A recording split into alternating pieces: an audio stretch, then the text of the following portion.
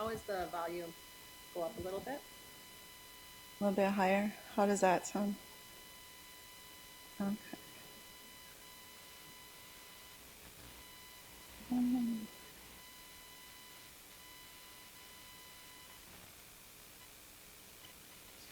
So I grew up on the Mille Lacs Reservation.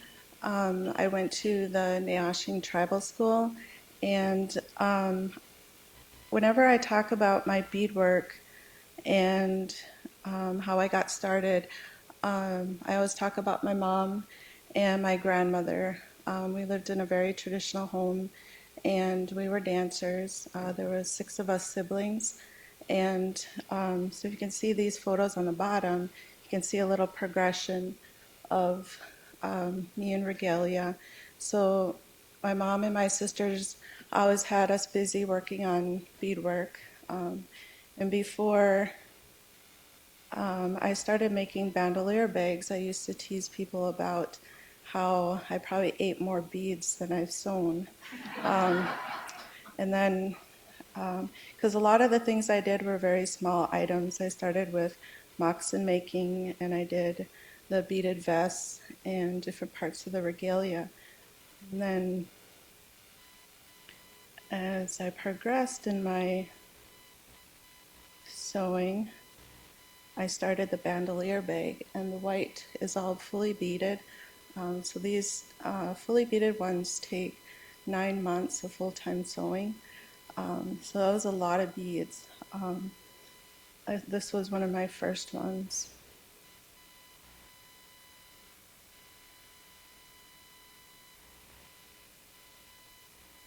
And this one here I made specifically for my mother. These were her favorite colors and her favorite flower. And then this is one I did that's not fully beaded. Didn't take as much time. Um, So growing up on the reservation, I attended the tribal school, and my mom was the Ojibwe language and culture teacher. So she was fluent in Ojibwe, and then our grandma lived with us throughout my childhood, and she was also fluent. So not only was I learning at home within our family about our traditions and language, I went to school and was learning as well from my mother. I graduated from Nayashin Tribal School in 1991, and then I came here. So it's great to be back and to feel that full circle, to talk about my life and my inspirations. From here, I went to St. Cloud State University and got my bachelor's in elective studies. And then I went to spend some time at the Institute of American Indian Arts for my writing, creative writing. And then I went to Hamline University in St. Paul and got my degree, master's degree in writing for children and young adults. And that, when I started there, I had a manuscript that, I was just starting to work with writing children's stories. I had grown up writing poetry for adults a lot, and so I thought it would be kind of fun to learn more about writing for children. And so the progression of this manuscript went pretty quick, and it was exciting. Um, and I think what means the most about the children's stories that I write about is I pull from memory a lot. Being one of 6 children, um, we had a busy household, and my little brother Johnny was he was fun. So this story here is based on a memory of him always going into the kitchen and wanting the sweet rolls when Grandma was cooking.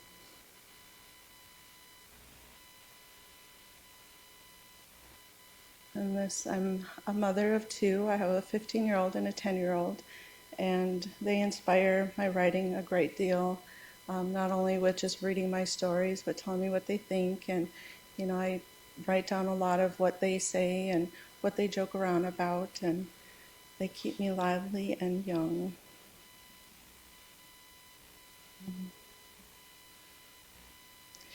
One of the beginning inspirations I had for photography was in high school. We had a science teacher who was asked to do some photography classes and as an elective. And in taking that class, it was back when it was just the film cameras, and we did black and white, and she turned her storage closet into a lab, and we developed our pictures, and we made a portfolio of different things like texture and landscape and portrait. And so that was the first inspiration for my photography, was in high school. And then just growing up in a wooded area, I was outside a lot, playing out in the woods and adventuring. And I kept that with me. I love to adventure, walking around in the woods and taking pictures of sunset, flowers, and all these little fun little critters.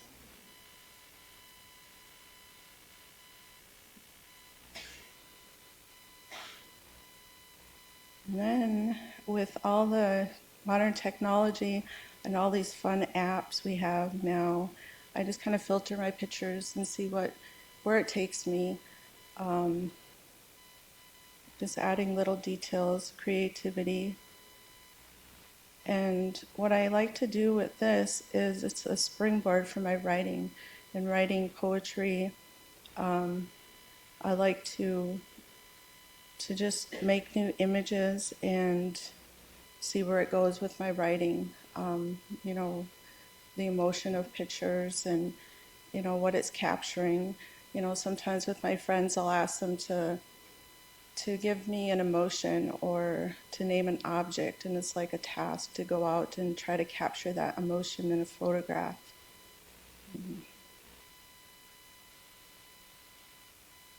And along the way, in doing beadwork, I collaborated with the Minnesota Historical Society and got involved a little bit more with education, with teaching children about the history of the bandolier bag. And we developed a kit to help teach the history, but then also have a creative project for the kids to work on, hands-on project. I'm going to try to play this little clip here.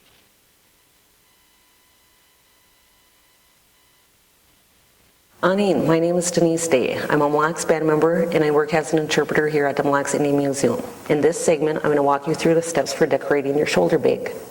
Your shoulder bag comes with a pre-printed design, but no two bags will look alike. This design was created by master beadworker Cheryl Minima.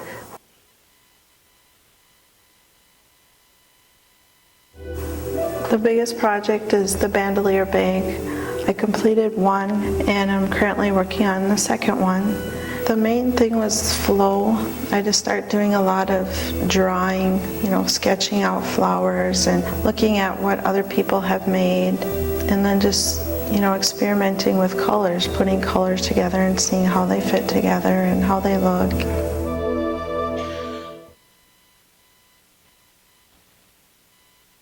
So that was one of the projects. Welcome to the Mille Lacs Indian Museum and Trading Post. And so I worked on that with the Minnesota Historical Society, and since developing this kit in education, I go to schools and work with groups of children. They learn about the history, and then I come in as an artist and we decorate the bags. And I go to different festivals and have an artist booth for children to come and decorate those bags as well.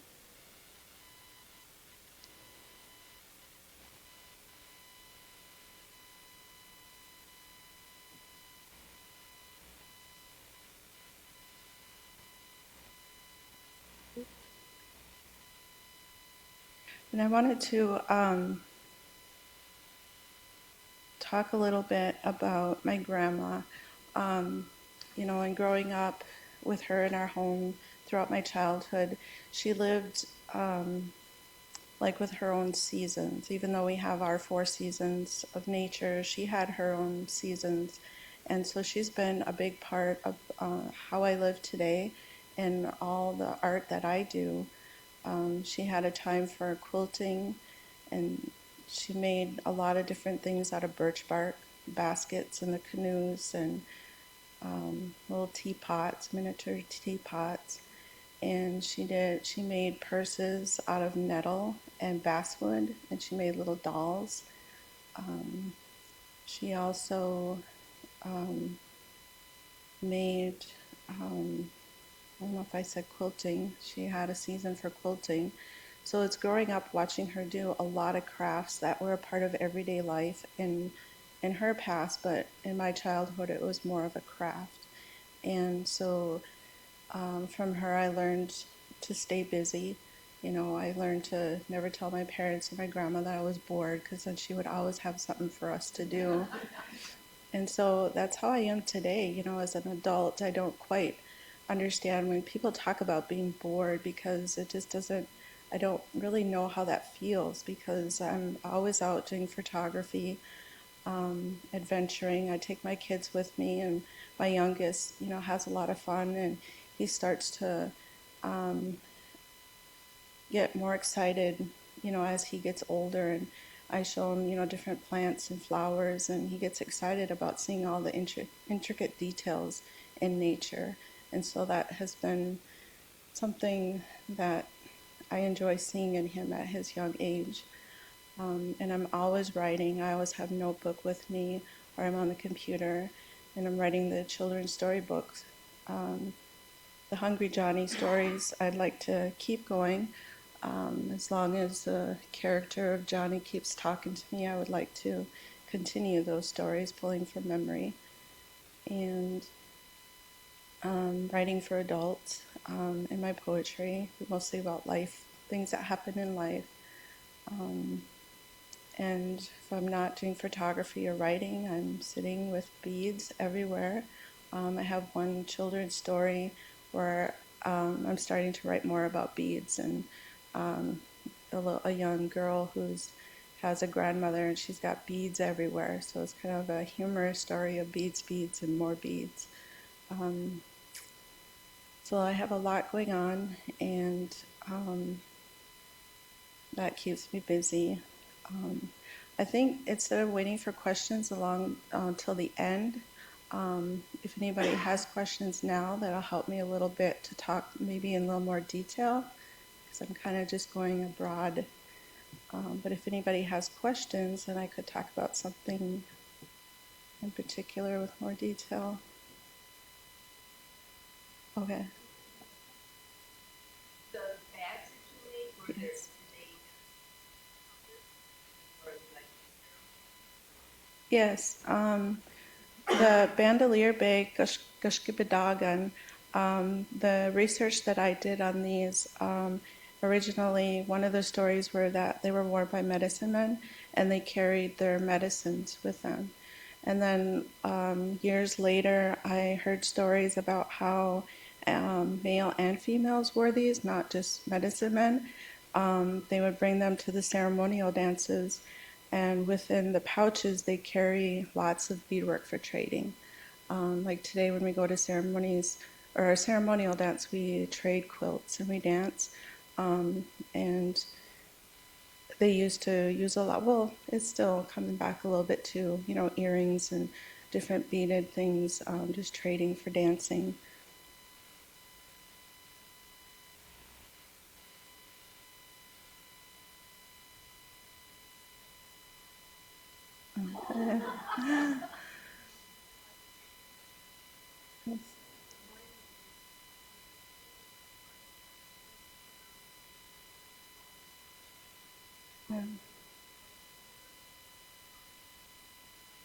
Um, in general, the woodland's floral.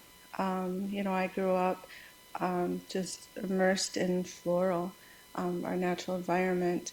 And being an artist, I like to look at a flower, but then just let it explode and just create what I want to. So there's some, you know, there may be some flowers in my work where you're not going to be able to identify it because I've added petals or I've added things that aren't originally there.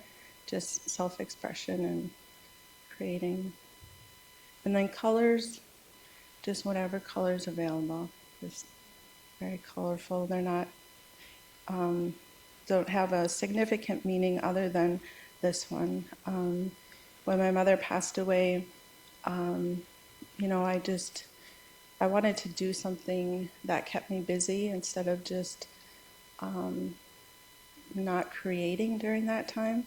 And so this was very therapeutic, in thinking about her and all the memories and what she taught me, and just funny stories as I was sewing. So it's very therapeutic. And this bag here in particular was purchased by the Elk River School District, and that's where I currently live. So that's really cool, to be a part of that school district, and now to be a part of helping educate about the bandolier bags within my own new community. Yes.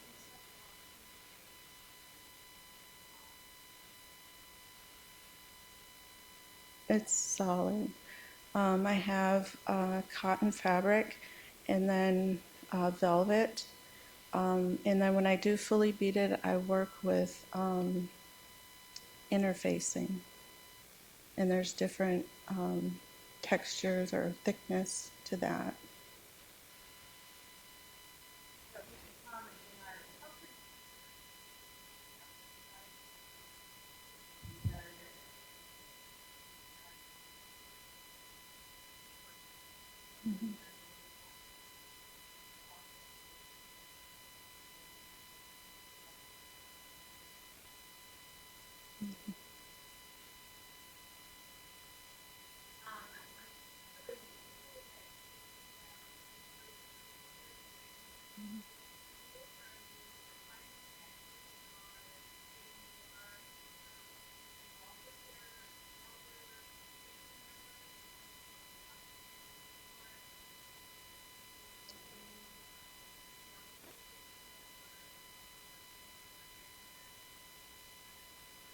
Yes, definitely. And I think a great way that I have been able to help create that awareness is through humor. My grandmother was very funny, and you'll see in my book you find her humor in there, and that captures interest in kids, and is using that humor instead of thinking of like a grandmother as just an old boring person.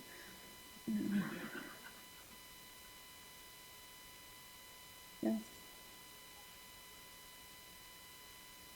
Um, just my memory. So okay.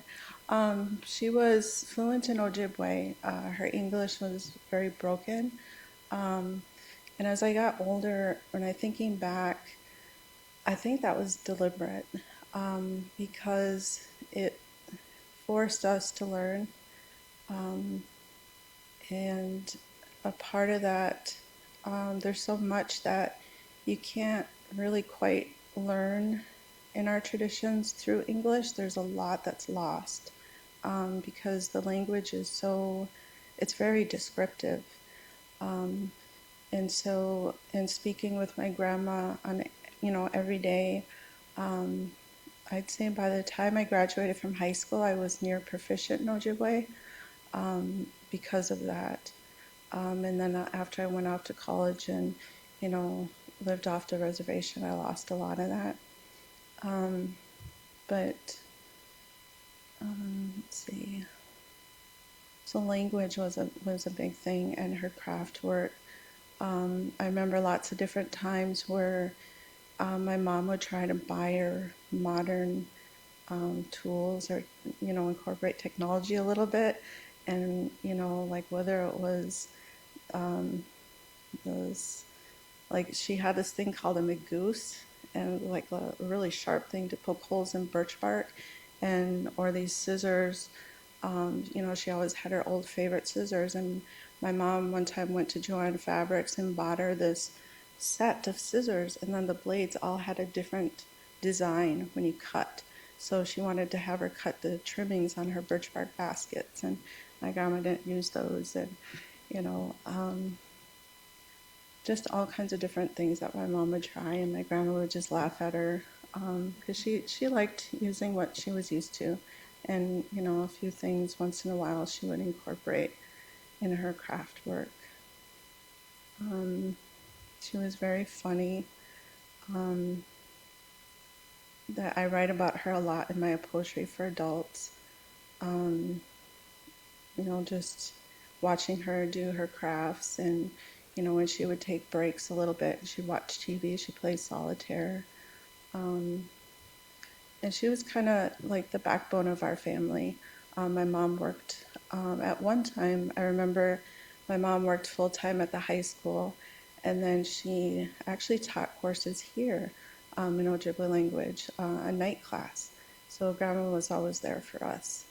And so she was like a second mom to me.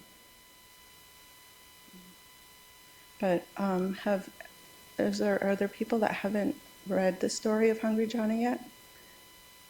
Because I could read it and you could get a feel for her in the story too as well. All right. And you'll get a feel for Johnny, my little brother.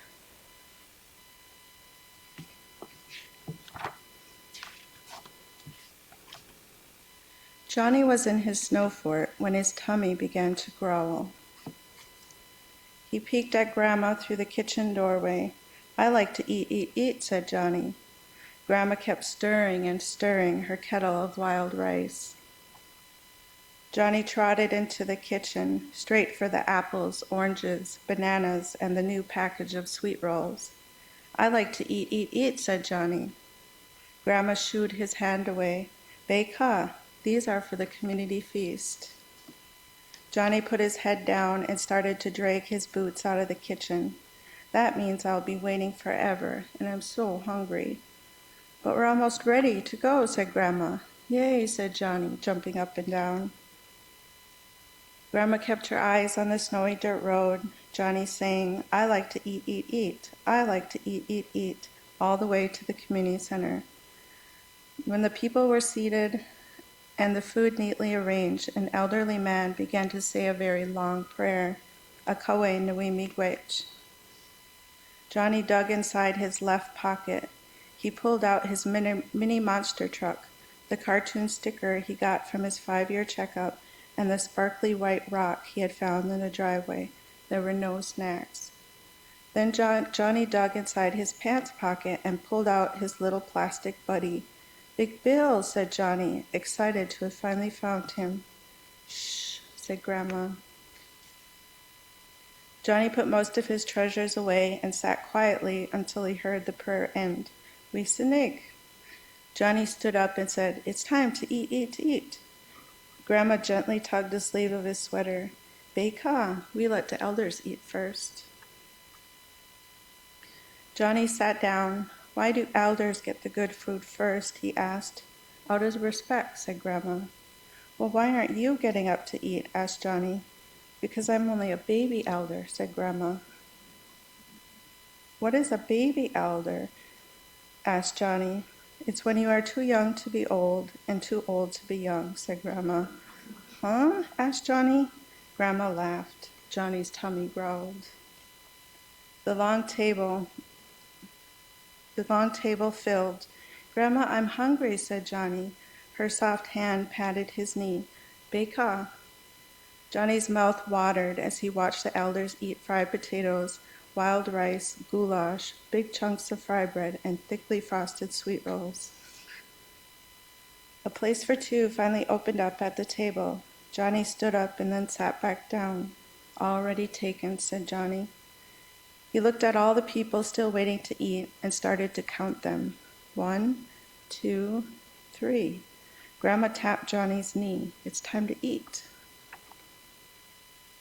Johnny hopped up and trotted to the table. In a deep voice, he said, "I like to eat. I like to eat.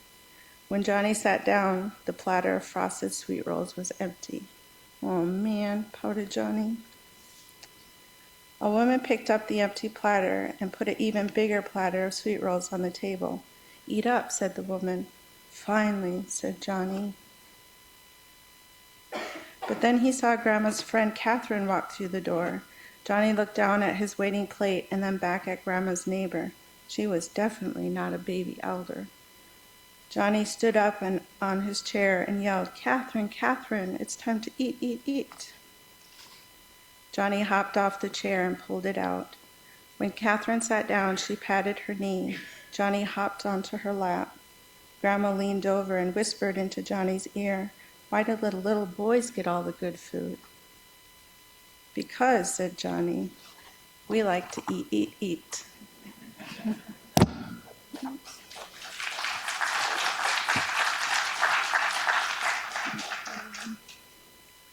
Any more questions?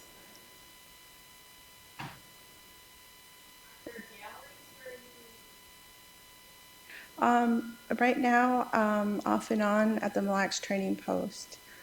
Just this morning, I stopped by there and they're like, "We need more moccasins." So I work on their inventory of moccasins. I do a couple of different styles.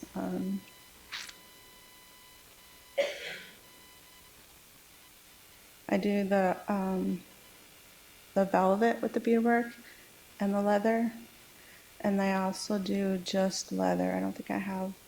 Oh yeah, I do.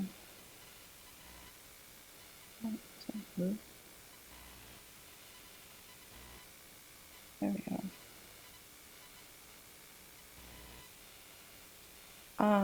I have, for those bandolier bags, I have 4 done, and this is one that I'm working on right now with a fall theme. So work in progress.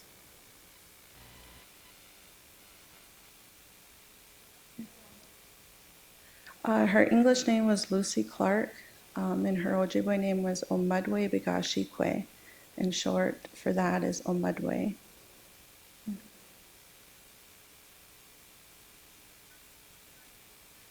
I purchased them.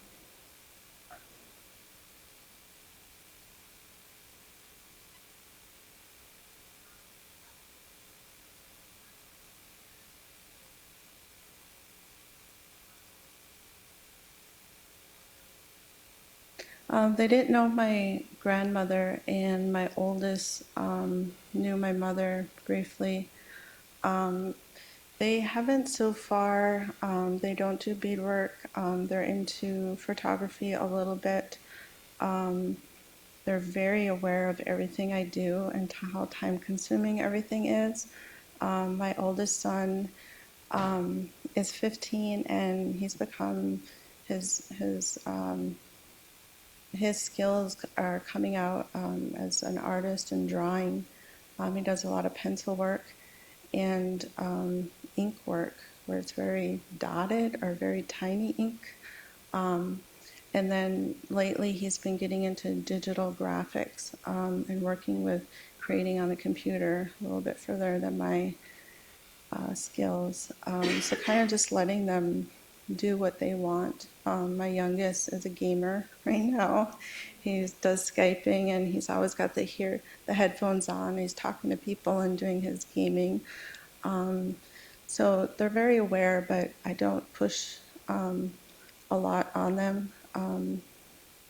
And just hoping that they'd like to do the freedom to do their own thing, but that they're sharing a lot of the stories with them behind what I do.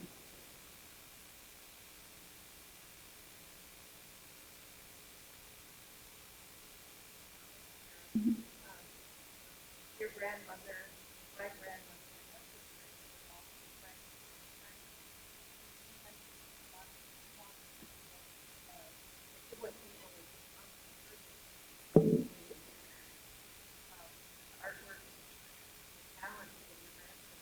Yes.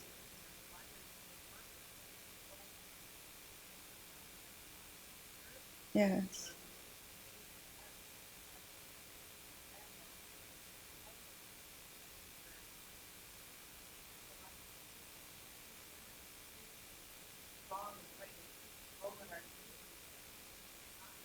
Yeah. Mhm. Yeah, it took me a while to consider myself as an artist because it was a way of life, just doing all the beadwork. And then writing, in the beginning, I had to write. It wasn't just like a fun thing to just make pretty little poems, growing up, but I had to write. So it was journaling and then taking a lot of those emotions from journaling and creating poems from that. And then, watching my grandma do her crafts as well, and dancing and working on the different parts of regalia. It was just how I grew up. And then being in nature, being outside. So it wasn't until later in adulthood where people were starting to ask me about different opportunities, why I wasn't taking advantage of like art grants and things like that. And I was like, an artist, I think of artists as all these established people and like they're painters and they have tons of published books and or they do pottery of different kind. And I just kind of didn't really see myself as an artist like that until, you know, I just started talking with other people and opening my eyes up to just that meshing of, our cultural background into what people were wanting in teaching. And it surprised me with the transition of doing everything, all my art for me, and then bringing it out into different communities. I was surprised at how much people wanted to know more. And so as I started researching art grants, I got excited. And then, so I felt I was excited and very supported. Minnesota is amazing when it comes to supporting the arts. I received one major art grant from the Minnesota State Arts Board, and I worked with an apprentice, and we did the bandolier bag apprenticeship. So for an entire year, I sat with a few women and we worked on the bandolier bags together. And we did that privately and then publicly. We go to the trading post and we do our beadwork in public so people could come and ask questions, and so sharing in that way as well.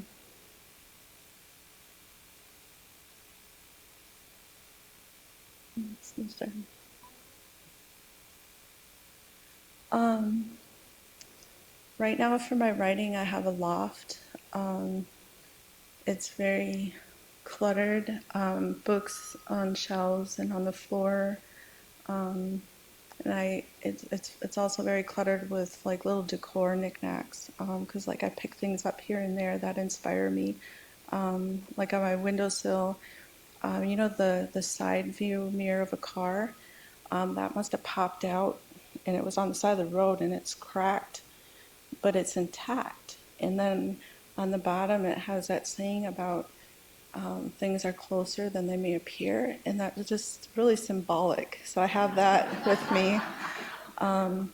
And my sewing, I recently moved, so I don't have my sewing area set up yet. But in that space, it's usually just as cluttered with materials and beads and different things that I use for sewing. So right now, that is just in a pile in my bedroom. Yeah. Yes, they were some of my best friends. So I like getting together with them and we talk about different styles and we try different techniques, and it's fun learning from each other.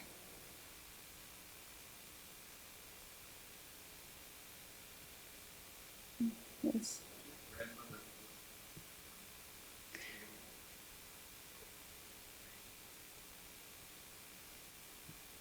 Yes, I have. That was one thing later in life that after she had passed away, I heard that she had been at Carlisle, um, and that shocked me because she never talked about it.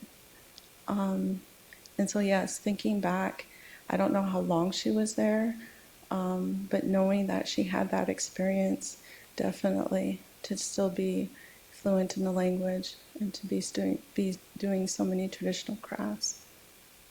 Mm-hmm.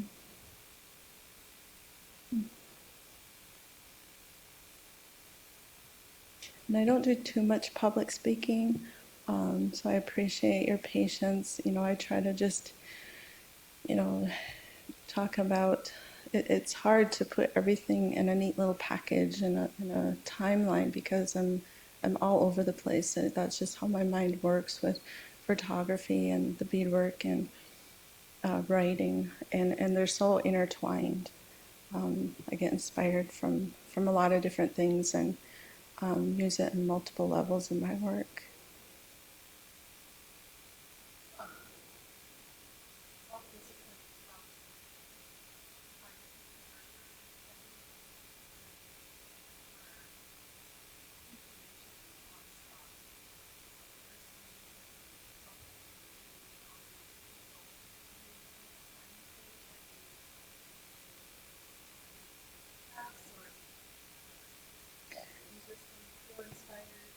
Um, Up until recently, I used to have the summers off, and so the summertime for me was huge with sewing because it was much more relaxing, and I wasn't busy running around with schedules with kids.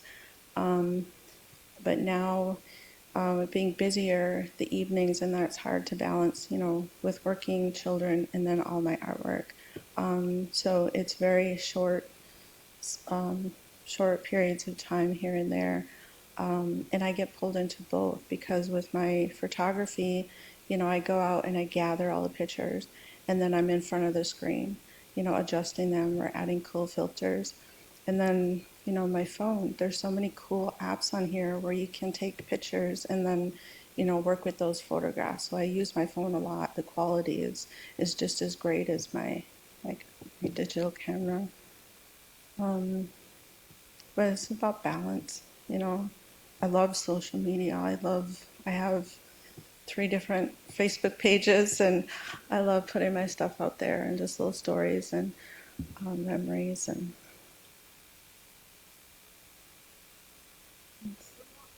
Like as far as are there certain things that your grandmother made or your mother made that you guys my grandmother was very into natural foods. I remember one time in particular, probably, I was about somewhere between 8 and 10 years old. And Catherine, the elder, in this book, was one of her best friends, and she passed away at a much younger age. She was an elder, but she just didn't. She wasn't really old, and so people were starting to pass away at younger ages. And I remember my grandmother talking about how it was the food. She I have so many memories. We had like a cardboard box laid out in the kitchen, and we'd have a deer sitting there, being cut up, or we'd have fish on the counter being filleted or scaled. We'd have snapping turtles sticking out of kettles in the kitchen. We'd have stinky duck, when they singed a hair. Um, Gosh, what else? Rabbits. So many different meats, and all the berries and the wild rice and the maple sugar, maple syrup. I remember once as later or late teens, my aunt had to go somewhere, and I was with my grandma, and so I was going to cook dinner for her. And so I looked in the freezer, and I think I made her like chicken nuggets, French fries, and anything that was like really easy. And she just laughed at me. And then she went in the kitchen, filled up the kettle and started boiling potatoes, you know. But it's so true. Even back in the 80s, she just knew the food wasn't good, and that was the reason why people were having a lot of health problems and that passing away at a much younger age. because I think flatbread is something Oh, it was the fry bread, and that's not a traditional food. Came from the commodities that were given from the government, and it was not very healthy at all. So that's not a traditional food, but it's a favorite naughty food because it's very fattening. It's yummy. It's delicious, especially with lots of butter. It's awesome, but it's naughty.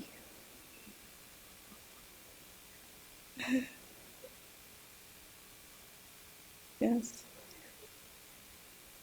Right now, I have a Canon D70, and I started off with Nikon, and then I just switched over. So I'm very happy with that.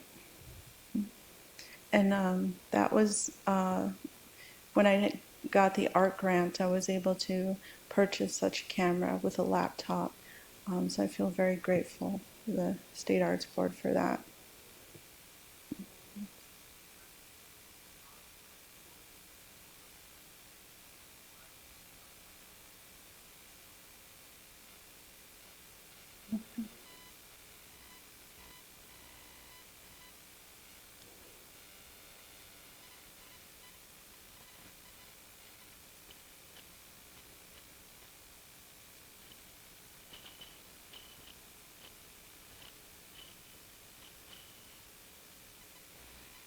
This is one of my favorites. Walking on the shore and finding the little feather upright. And I sat there for a long time. There was a breeze, and so once in a while I'd go one way or the other, and then I'd look at my screen and my camera, and it would be blurry. Well, this kind of zoomed up, so, but patience, just being quiet and being patient and sitting there and waiting for between the breeze to capture this.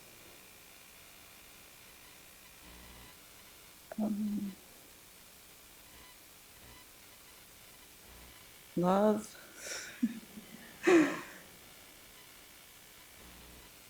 Let's see. This one here is altered. It's got a filter on it, but it adds intensity. Sometimes with sunsets, um, you know, like some people might see a sunset and like, oh, that's so pretty. But I chase the sun a lot, and sometimes it's a 4-hour process, or I'm out all day and I'm keeping an eye on where the sun is because I want to be in a place where I'm going to have great landscape for the sunset. And so there's times where I'm like really into flowers or plants or little bugs, and I'm like, the sun's starting to go down, and so I start driving, and it's always random. You know, I never have a particular place where I have to be, where I know that landscape is going to be there. So it's a part of just adventuring and trusting where I'm going to be taken.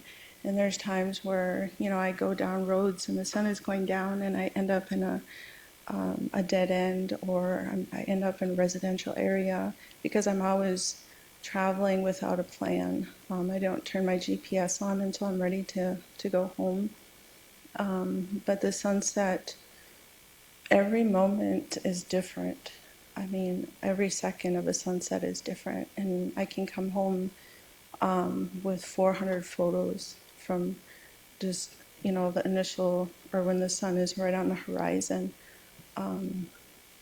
So it's very intense for me.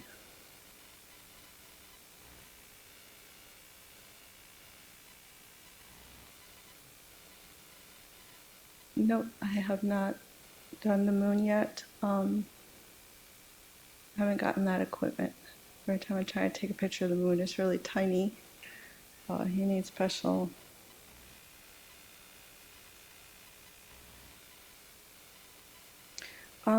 One thing with my photography, personally, that I've learned about taking risks and adventuring, is spending time in places where people are going to look at you like, what are you doing?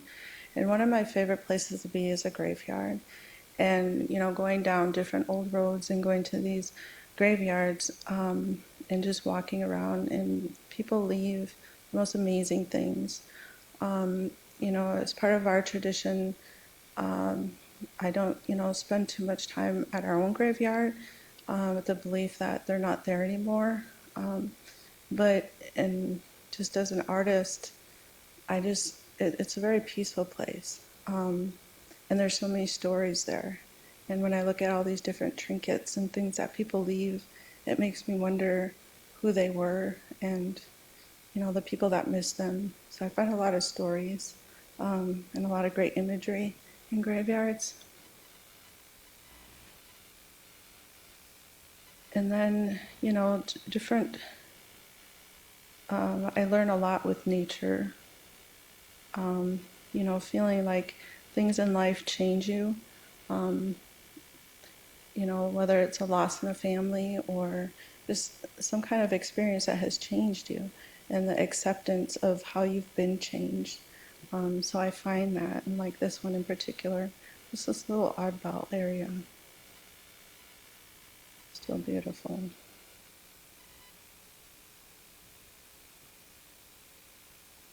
Yes.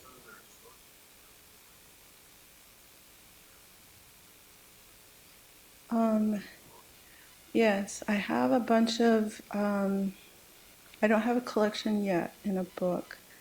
Um, on my resume, maybe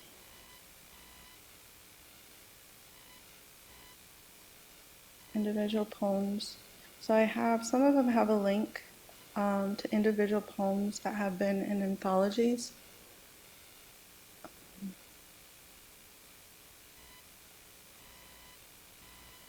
I've had this working manuscript forever, and it's so hard to let go. And as I grow and I learn, not only just as a person, but with my writing, my skills in writing, I'm always editing and tweaking my poetry. It's hard to let it go. But I'm starting to get there again where it's got to go out the door. Um, in 2013, when I started at Hamlin University as a first year semester there, my favorite artist, writer, Kate DiCamillo was there, and I was so excited and in awe. And I wasn't quite sure of her role at the school, but it was like a banquet, an opening banquet, and sitting there, you know, she went up to the podium, and so I guess she was giving out like scholarships, and I was like, oh, I didn't apply for any scholarships or anything. And so here it was automatic, like, you know, automatic first semester students, their work gets put into the scholarship pool. And she started reading some of my work, and I was like, that's my writing. And, you know, and then she's like, and this belongs to, and, you know, she said my name, and so it was a $5,000 scholarship. And I kept thanking her, and you know, she looked at me and she said, "No, Cheryl, thank you. The world needs to hear your voice." And so I'll remember that in my writing, getting my stuff out there. I don't think I have. I didn't bring any, and I haven't. I have written so many that I haven't memorized them. So, sorry.